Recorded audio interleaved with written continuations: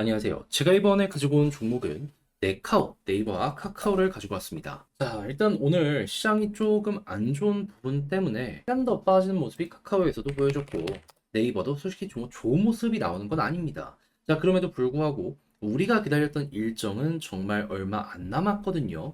여러분들이 현재 위치에서 참고해 보시면 좋을 핵심이 뭐가 있는지 하나씩 살펴보도록 할 테니까 일단 들어보시고 도움 된다면 구독과 좋아요 한번 꾹 눌러주시면 감사드리겠습니다. 일단 나오는 내용을 보면 지금 한투에서 네이버 주가 미직은 커머스랑 웹툰 성장이 확인이 되어야지 결국 이거 상승할 수 있다. 이런 이야기하는 거 볼 수 있거든요. 근데 웹툰은 쪼개기로 나스닥 갔잖아요. 그럼 사실상 이제 더블 카운팅으로 얘가 성장한다고 네이버에 직접적인 영향이 갈 가능성은 좋기 때문에 이거는 그렇게까지 볼 이유는 없겠다. 그럼 커머스 쪽이랑 기존에 꾸준하게 매출을 올렸던 광고에 집중하는 게 맞지 않나 싶습니다. 근데 여기서 나오는 내용의 핵심을 보면은 커머스 쪽의 성장성이 조금 떨어졌다. 이 얘기 들려고 있어요. 근데 커머스도 그렇고 광고도 그렇고 얘네들이 장사가 안 되는 이유가 뭘까요? 이미 시장의 점유율을 확실하게 잡고 있는 과정업체나 마찬가지인데 그냥 단순하게 시장 경기가 안 좋다 보니까 우리 일상생활 주변을 보더라도 지금 경기가 안 좋잖아요. 그러다 보니까 여기에 매출이 잘 안 나오고 있는 상황이다. 이걸 최우선으로 생각하는 게 맞지 않나 싶습니다. 그럼 경기가 좋아지기 위해선 뭐가 있어야 될까요? 시장의 유동성이 잘 풀려야지 그때부터 본격적인 급등이 나오겠죠. 우리 코로나 때도 결국 돈 풀리니까 시장이 살아났잖아요. 그러면 이 돈이 언제쯤 풀리냐? 요걸 이제 생각을 해야 되는데 저는 핵심은 단순하다고 봅니다. 제가 주구장창 말씀드렸던 거 있죠. 경기는 결국 금리가 낮은 수준을 유지해야지 올라오게 된다. 금리 인하만 보면 되죠. 그러니까 여러 가지를 보자 하는데 결국 이게 기준이 될 수 있는 게 금리밖에 없다 보니까는 이게 조금 지루하고 많이 나왔던 내용이더라도 이게 결국 핵심이라 여러분들은 꼭 알아둬야 될 필요가 있거든요. 했을 때, 자, 현재 금리 인하 확률이 어떻게 잡히고 있는 상황이냐면, 자, 눈앞에 있는 게 9월이죠. 지금 한 달 남았는데, 현재 미국 금리가 5.5란 말이에요. 근데 0% 없어요. 그렇다는 얘기는, 금리 인하 현재 100% 잡히고 있는데 50bp 인하를 할 것이냐, 25bp 인하를 할 것이냐, 요걸로 갈리고 있다. 그럼 우리 입장에서는 더 좋은 게 뭘까요? 요거죠, 50bp. 근데 설령 50bp 인하가 한 번에 안 된다라고 하더라도요.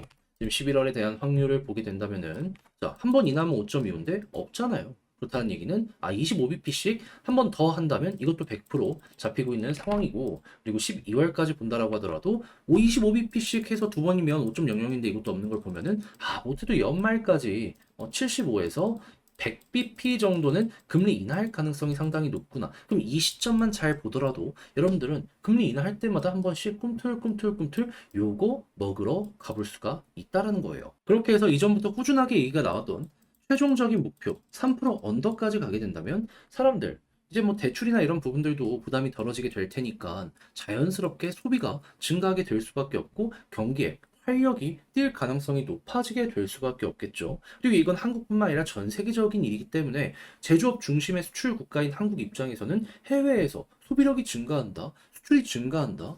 이거는 정말 좋다. 이렇게 계속 엮어서 생각을 할 수가 있게 된다는 겁니다. 그럼 이제 좀 풀린다 싶으면은 요거 최대한 네카오랑 엮어서 봐야죠. 근데 이제 이번 주에 왜 지금 빠지는 모습이 보이시고 있느냐? 요거 말씀드리면 일단 중동 불안이 첫 번째고요. 두 번째 같은 경우에는 이 금리에 영향을 미치는 게 결국 물가가 최우선이거든요. 근데 물가의 핵심 지표가 발표될 예정입니다. 그러니까 나쁘게 발표된 게 아니라 이게 어떻게 발표될지 모르니까 약간 경계 심리 때문에 최근 올라온 것에 대한 약간의 조정이 나왔다라고 생각을 하시면 될 것 같아요. 그랬을 때 일정을 말씀드리면 오는 13일 생산자 물가지수 PPI 그리고 14일 소비자 물가지수 CPI 이게 제일 중요합니다. 그리고 이제 15일 소매 판매 발표되는데 요거는 미국의 경기가 어느 정도 수준인지를 알 수 있는 내역이라고 보시면 돼요. 최근에 많이 빠졌던 이유 중에 하나가 미국 경기 침체에 대한 우려 때문이었잖아요. 이게 잘 버텨주면 침체에 대한 우려 확 사그라지게 될 겁니다. 그럼 그것도 호재인 거죠. 그러면 지금 CPI 같은 경우는 예상치 3.0 얘기하고 있는데 요거보다 낮게 나오면 호재고요. PPI 같은 경우에는 2%에 가까워지면 가까워질수록 이게 소비자 물가지수의 약간 선행지표 느낌이거든요. 그럼 다음 달 기대감도 높여주게 될 것이다라고 알아두시면 될 것 같습니다. 그래서 얘네가 딱딱딱 나왔을 때 낮게 나오고 낮게 나오고 높게 나오면 그 순간 시장은 꿈틀거릴 수 있겠구나. 이번 주는 이렇게 보시면 될 것 같네요. 다만 진짜 이란이랑 이스라엘이랑 좀 심각하게 부딪히면 이란이 전 세계 천연가스 2등으로 알고 있거든요, 생산량. 그에 대한 물가 단기 상승 때문에 금리 인하가 잠깐 멈칫할 수 있다라는 건 그것 역시 같이 기억을 해보시는 것도 괜찮을 것 같습니다. 근데 그거에 대해서는 정확히 터지고 나서야 확인할 수 있는 게 있어서 일단 현재 분위기에 대해서만 이렇게 정리했다. 이렇게 알아주시면 되겠습니다. 자, 그럼 이제 이렇게 되었을 때 우리가 수급이랑 차트를 어떤 식으로 보는 게 좋느냐, 이걸 좀 말씀드리면 저는 계속 외국인 수급이 제일 중요하다고 말씀드리고 있죠. 근데 외국인 마이너스 계속 나오다 보니까 조정 셉니다. 그래서 이들이 컴백할 때까지 버텨야 되는 게 첫 번째고요. 두 번째 같은 경우에는 이제 올라가면 어디까지 갈 것이냐라는 걸 생각을 해야 되는데 작년이죠. 작년 10월 달 여기에서 3월에 대한 금리 인하에 대한 기대감 선반영으로 이렇게 올라간 전적이 있습니다. 이건 카카오 역시 마찬가지예요. 그래서 요만큼 또 박스권 상단까지 올라갈 수 있다는 거, 요걸 단기적 목표로 잡는 거 괜찮을 것 같고요. 그런 다음에는 금리 인하가 계속된다면 이 코로나 때에도 여기 금리 인하 계속되니까 이렇게 올라갔고, 그리고 2019년도 모르시는 분들이 있는데 이 중간부터 원래 금리가 이제 맥시멈 2.5였거든요.